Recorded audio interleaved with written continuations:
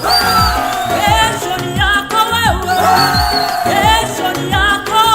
Mungu atakuinua. Kesho ni yako, kesho ni yako wewe, kesho ni yako. Mungu atakuinua. Kesho ni yako, Kesho ni yako wewe, kesho ni yako kesho baba, ni yako baba. kesho ni yako. Ay, ay, ay, Mungu ay. atakuinua. Usione nyuma mama, Kesho ni yako, kesho ni yako wewe, kesho ni yako mama, kesho ni yako. kesho ni yako Mungu wewe. atakuinua. Songa mbele kaka, Kesho ni yako, kesho ni yako wewe, kesho ni yako kaka, kesho ni yako. kesho ni yako Mungu wewe. atakuinua. Ukaza mwendo dada, Kesho ni yako, kesho ni yako wewe. kesho ni yako dada, kesho ni yako. Mungu atakuinua.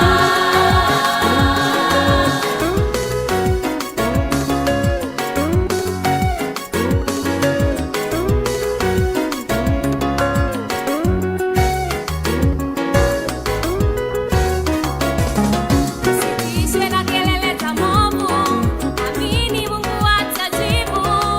Ahadi zake si za uongo. Akisema atafanya, yarudi nyuma we. Kamwe si mwanadamu aseme uongo. Haijalishi ni wakati gani, Vumilia, atafanya kwako. usitishwe na kelele za movu, amini Mungu atajibu. Ahadi zake si za uongo. Akisema atafanya, yarudi nyuma we. Kamwe si mwanadamu aseme uongo. Haijalishi ni wakati gani, Vumilia, atafanya kwako. Kesho ni yako, Kesho ni yako wewe, kesho ni yako kesho baba, ni yako kesho baba. ni yako. Ay, ay, ay, Mungu ay. atakuinua. Usione nyuma mama, Kesho ni yako, kesho ni yako wewe, kesho ni yako mama, kesho ni yako. kesho ni yako Mungu wewe. atakuinua. Songa mbele kaka, Kesho ni yako, kesho ni yako wewe, kesho ni yako kaka, kesho ni yako. kesho ni yako Mungu wewe. atakuinua. Ukaza mwendo dada, Kesho ni yako, kesho ni yako wewe. kesho ni yako dada, kesho ni yako. Mungu atakuinua.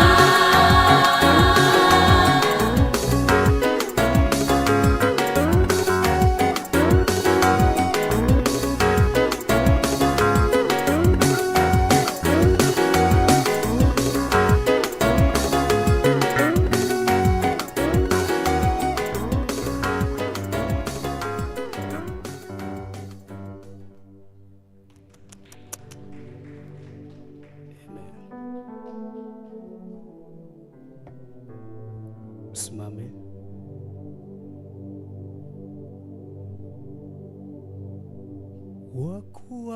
Wakuabudiwa, wakuheshimiwa ni wewe Mungu,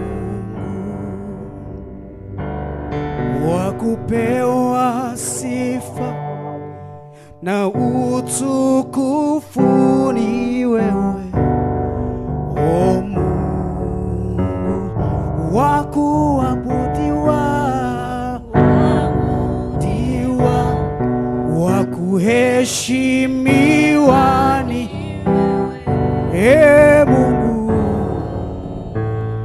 wakupewa sifa, wakupewa sifa na utukufu ni wewe Ee Mungu. Mungu mwenye nguvu, Mungu mwenye nguvu, wastahili heshima zote. hakuna mwingine wa kulinganishwa na wewe Mungu, Bwana wa kuabudiwa, wa kuheshimiwa, Mungu Bwana wa kupewa sifa na utukufu.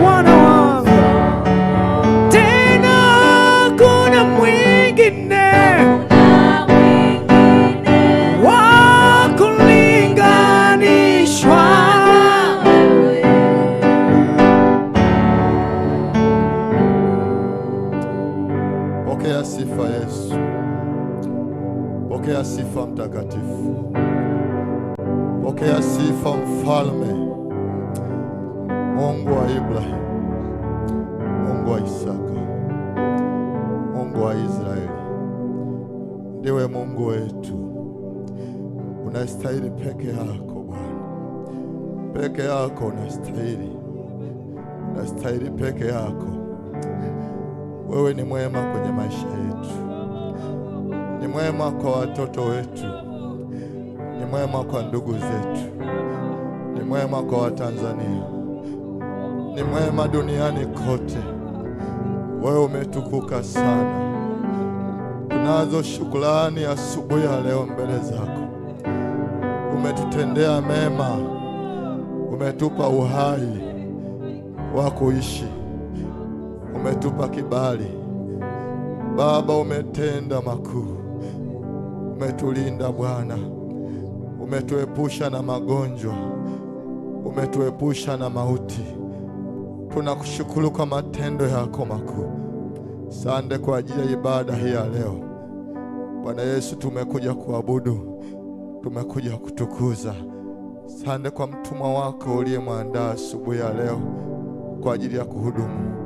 Tumie kama chombo chako, nasi watoto wako tuko tayari kusikia. Tunanyenyekea mbele zako Bwana. Tumie mfalme wa amani, waponye watu wako mbalimbali wanaotufuatilia kwa njia ya mtandao. Waponye asubuhi ya leo ambao hawajakujua, wajue uko Mungu unaishi, wajue uko Mungu unayetawala. Onekana asubuhi ya leo. Tunanyenyekea mbele zako mfalme mwema, tunashuka mbele zako Bwana. Wewe ni mwema, ni mwema Bwana Yesu, ni mwema Bwana, ni mwema mfalme. Tuhudumie asubuhi ya leo, tuhudumie Bwana Yesu, tuhudumie mwaminifu, tuhudumie Bwana, tuhudumie Kristo. Tugange mioyo yetu, pale tulipopungua tuongeze Bwana, pale ambapo hatuwezi tuwezeshe Bwana. Tuonekane asubuhi ya leo. Ibariki ibada hii Bwana, wabariki watoto wako katika jina la Yesu Kristo tunaomba na kuamini, amen. Amen, amen, amen. Haleluya. Bwana Yesu apewe sifa. Tunamshukuru tena Mungu ametenda kwa siku nyingine, tuko mahali hapa tena. Sasa ni wakati wa kusikiza neno la Bwana kutoka mtumishi wake Mchungaji Juliana Stem. Karibu mtumishi wa Mungu.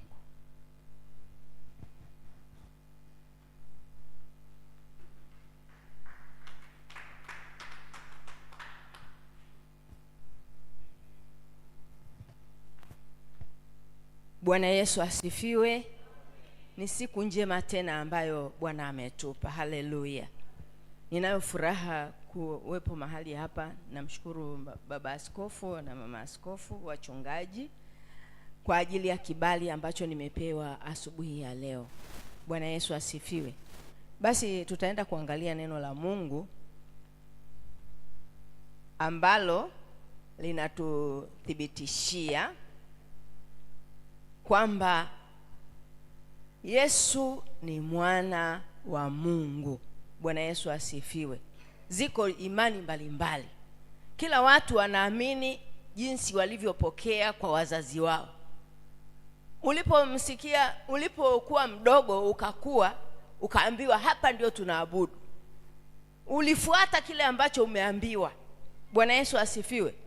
Ulipokuwa, wengine wakawa wakubwa, wakaanza kutafakari na kuangalia, niko sahihi? Bwana Yesu asifiwe. Unajiuliza, mbona namtumikia Mungu?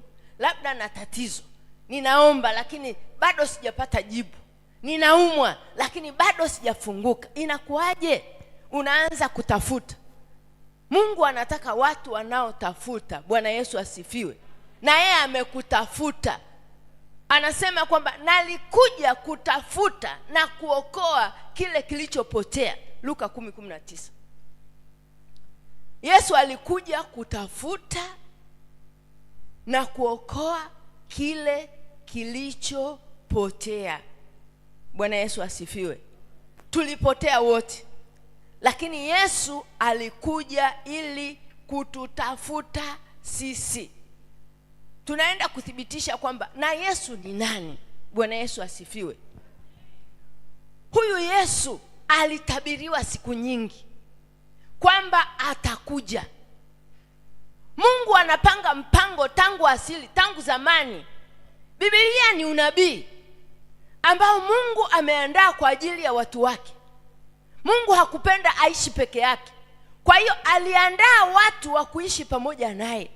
Akafanya mara ya kwanza agano na wana wa Israeli. Alivyomchagua Ibrahimu. Ibrahimu ukisoma kuna mlolongo mpaka ufikie wana wa Israeli. Umkute Yakobo, Yakobo aendelee hapo, unakuta wana wa Israeli. Akafanya agano nao ili watu wote wafuate, wale wawe mfano kwa ajili ya watu wengine, ili waweze kumjua Mungu. Bwana Yesu asifiwe. Lakini bado walimkosea Mungu. Lakini Mungu alikuwa ametafuta mtu mmoja. Kwa hiyo akaanza tangu zamani, wakati Adamu na Hawa walikosea, walipomsingizia kwamba si huyu, badala ya kutubu hawakutubu. Wameshakula tunda, wamekosea, wanaambiwa wanatolewa nje. Walipoitwa kuulizwa hawakutubu. Bwana Yesu asifiwe. Ndio maana ulimwengu wote uko katika dhambi. Shetani ameshikilia, anaitwa mungu wa dunia hii. Hawakutubu.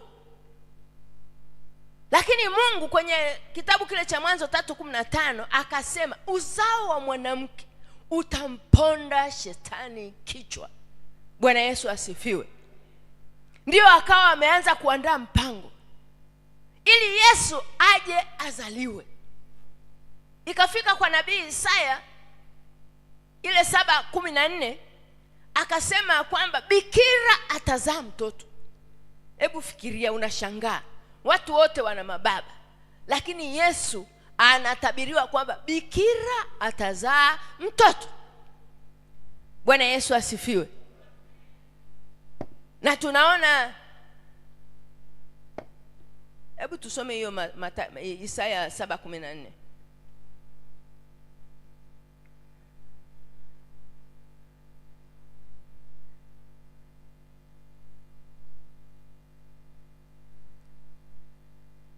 Kwa hiyo Bwana mwenyewe atawapa ishara. Mungu huyo anakupa ishara. Tazama, bikira atachukua mimba, atazaa mtoto mwanamume, naye atamuita jina lake Imanueli. Ni miaka 900 kurudi nyuma, kabla Yesu hajazaliwa. Mungu anaanza kuandaa mipango. Haleluya! Mipango hiyo inakuja kutimilika wakati wa Mathayo, na yeye anaeleza ule unabii unapotimilika sasa. Bwana Yesu asifiwe. Tunasoma Mathayo 1:18 mpaka 23. Maana Mungu ana mchakato wa kutengeneza mambo yake. Hafanyi haraka haraka kama sisi tunavyodhani tunafanya haraka haraka. Bwana asifiwe. Anasema kuzaliwa kwake Yesu kulikuwa hivi. Mariamu mama yake alipokuwa ameposwa na Yusufu, kabla hawajakaribiana, alionekana ana mimba kwa uwezo wa Roho Mtakatifu. Bwana Yesu asifiwe. Hebu tuendelee mpaka pale 23. Naye Yusufu mumewe, kwa vile alivyokuwa mtu wa haki, asitake kumwaibisha, aliazimu kumwacha kwa siri. Unaona, una mchumba afu unaona tumbo limekuwa, na wewe si utakimbia? Bwana Yesu asifiwe. Lakini ni mpango wa nani? Ni mpango wa Mungu. Naye Yusufu mumewe, basi alipokuwa akifikiri hayo, tazama, malaika wa Bwana alimtokea katika ndoto akisema, Yusufu mwana wa Daudi, usihofu kumchukua Mariamu mkeo, maana mimba yake ni ya uwezo wa Roho Mtakatifu. Bwana Yesu asifiwe. Endelea. Naye atazaa mwana, nawe utamuita jina lake Yesu, maana yeye ndiye atakayewaokoa watu wake na dhambi zao. Haleluya! Ndiye atakayeokoa watu wake na dhambi zao. Ule unabii kule kwamba ataitwa Imanueli, ukiendelea hapo anaonyesha kwamba ataitwa Imanueli kwa maana yeye ni Mungu pamoja na wanadamu. Ataitwa Yesu kwa sababu yeye atawasamehe watu na dhambi zao. Bwana Yesu asifiwe. Kwa hiyo Yesu ni makusudi kabisa ya Mungu. Ameletwa kwa kusudi la kuwaokoa wanadamu. Ni mpango wa Mungu kamili. Lakini watu wengine wanadhani kwamba wewe labda umemtafuta Yesu kwa kubahatisha. Mungu anaandaa mpango, na sisi wanadamu tunatakiwa twende na mpango wa nani? Wa Mungu, ili tufike kwenye ile hatima ambayo Mungu anaitaka. Bwana Yesu asifiwe. Ni makusudi ya Mungu. Na unakuta pale ukisoma kwenye kitabu cha Mathayo 2:1 mpaka 6. Mamajusi, fikiria watu wa huko mbali, mashariki ya mbali. Unaona? Yesu alipozaliwa katika Bethlehemu ya Uyahudi zamani za mfalme Herode, tazama, mamajusi wa mashariki walifika Yerusalemu wakisema, yuko wapi yeye aliyezaliwa mfalme wa Wayahudi? Kwa maana tuliona nyota yake mashariki, nasi tumekuja kumsujudia. Endelea. Basi mfalme Herode aliposikia hayo alifadhaika, na Yerusalemu pia pamoja naye. Mimi ni mfalme, alafu inakuaje? Akakusanya wakuu wa makuhani wote na waandishi wa watu, akatafuta habari kwao, Kristo azaliwa wapi? Bwana asifiwe. Nao akamwambia, katika Bethlehemu ya Uyahudi, kwa maana ndivyo ilivyoandikwa na nabii. Nawe Bethlehemu katika nchi ya Yuda, hu mdogo kamwe katika majumbe wa Yuda, kwa kuwa kwako atatoka mtawala atakayewachunga watu wangu Israeli. Bwana Yesu asifiwe. Herode alifikiria kwamba huyu ni mtawala wa kawaida kama rais, lakini kumbe ni mtawala wa dunia nzima. Ni mtawala wa kutawala watu wa Mungu. Kwa hiyo akapanga mpango wa kuua, kwamba huyu mtoto lazima auawe. Mamajusi walipofika wakaenda kuuliza kule kwa Herode, kwa sababu ndiye mfalme, kwamba tunasikia amezaliwa mfalme. Akawaambia kweli. Alivyowaita hapa walipokaa, akawaambia sasa mkienda kule mkimuona mtoto mje kwangu mniambie. Bwana Yesu asifiwe. Wakaenda kule. Walipotoka pale kufika njiani, nyota ikawaelekeza, wakafika kwenye ile nyumba mtoto Yesu alipo. Wakamuona mtoto, wakashusha hazina. Bwana Yesu asifiwe. Wakashusha manemane, wakaleta dhahabu. Walikuwa wamebeba mafurushi kweli kweli kwa ajili ya mtoto Yesu. Haleluya. Kwa sababu waliona tangu mbali kabla hajazaliwa kwamba kuna mtoto huko. Mungu akawatia shakishaki, wakaenda wamebeba vitu vingi kwa ajili ya mtoto. Lakini Herode huku yeye ana mpango mbaya. Wakaambiwa msirudi kule tena kwa Herode. Wameshusha vitu vyao wakaondoka.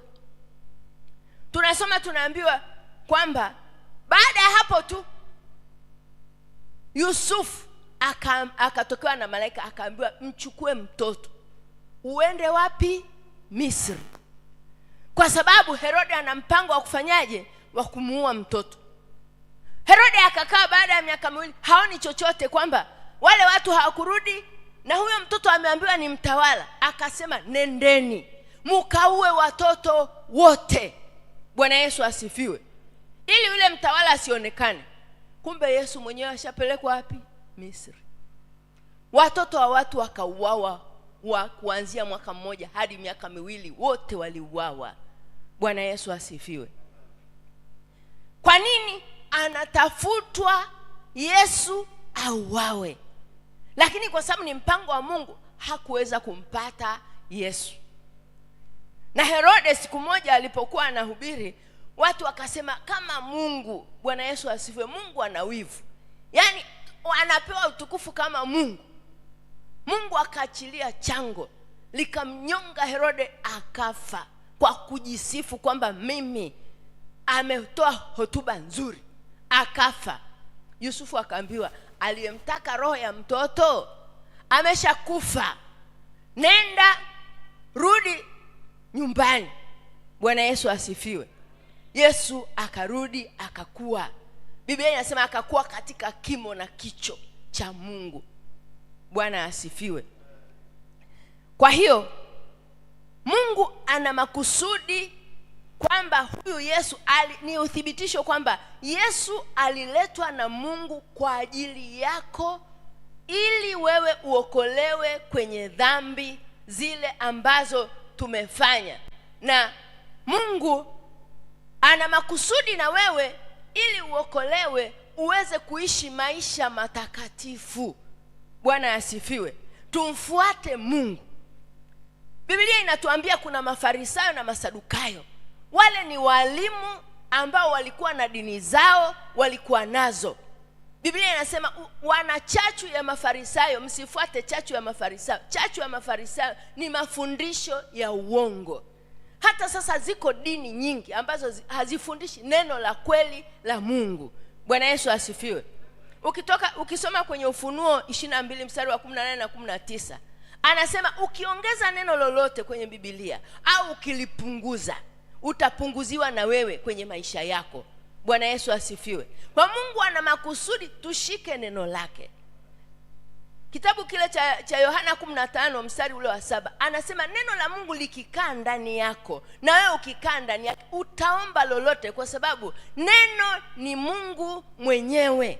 Kwa hiyo tunapolishika neno la kweli, tunasimama na tunashinda, na zaidi ya kushinda, mwisho tunaenda mbinguni. Haleluya. Mungu akubariki. Shika sana neno la Mungu ukiwa na uthibitisho kwamba huyu Yesu sio wa kawaida, ni Mungu mwenyewe, na ni mpango wa Mungu kumleta duniani ili sisi tusamehewe dhambi na mwisho tuweze kwenda mbinguni. Haleluya. Watu wengine wote, miungu mingine yote hawajatabiriwa. Wengine wana masanamu, wengine wana miungu ya uongo, lakini sisi huyu Yesu aliyetabiriwa ili aje awe chakula cha uzima. Chakula cha uzima kama Yesu alivyosema, mimi ndio chakula kishukacho kutoka mbinguni. Ni neno la Mungu. ambapo anasema mimi, hapo mwanzo palikuwa na neno, na neno alikuwa kwa Mungu, naye neno alikuwa Mungu. Pasipo yeye hakikufanyika kitu chochote. Tuko katika Mungu sahihi. Anaweza kutuongoza kwenye ile njia, kama alivyosema, mimi ndimi njia, kweli na uzima. Mtu haji kwa Baba ila kwa njia ya mimi. Haleluya. Tuko katika njia sahihi. Tunamtumaini Mungu na tutaenda kule kwa Baba tukiongozwa na neno lake la uzima. Amen. Mungu akubariki. Twende tumshukuru Mungu kwa ajili ya neno hili. Baba Mungu, tunakushukuru kwa sababu umetuandaa kwa ajili ya neno lako la uzima. Tukujue wewe peke yako, kama ulivyosema wakujue wewe peke yako na Yesu Kristo uliyemtuma. Mungu wetu, tunakushukuru kwa ajili ya kutupa ufunuo wa kuweza kujua ule unabii uliokuwa umeahidiwa kwamba unatimia katika maisha yetu, na sisi tuweze kukuabudu katika roho na kweli.